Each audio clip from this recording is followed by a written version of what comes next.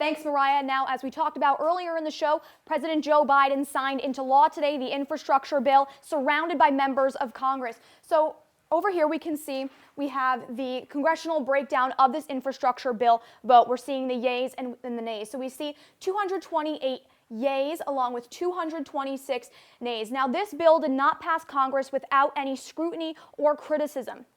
So now we're going to see this party breakdown of the infrastructure bill and kind of where Democrats and Republicans voted. So over here we can see these yay votes. We see 215 Democrats voting in favor of the infrastructure bill, along with 13 Republicans voting in favor as well. Now we're going to get back to those 13 Republicans after I talk about the nays. So we see the majority, the rest of those 200 Republicans voting nay against that infrastructure bill, and 6 Democrats joining them in voting nay. Now, we see these 13 Republicans voting in favor of the infrastructure bill and what consequences this has brought. Now, we see that these 13 Republicans have been receiving death threats via social media, and this is something extremely concerning for these members of Congress. Now, we see that this is going to affect these general elections coming up in the next year. We're seeing how constituents are going to vote for their representatives. Did they agree with the way their representative voted in favor or not in favor of this infrastructure bill? Now, we see both of these votes, both parties voting majorly along party lines, and this is something extremely interesting to track.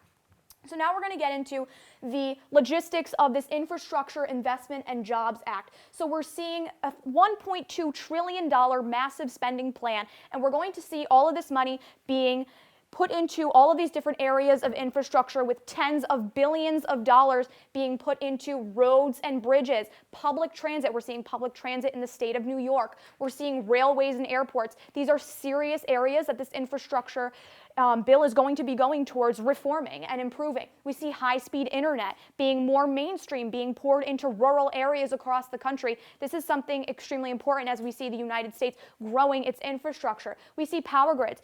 Texas had an issue with power grids, in the past, and we're working to improve that with this infrastructure bill. We're seeing climate change.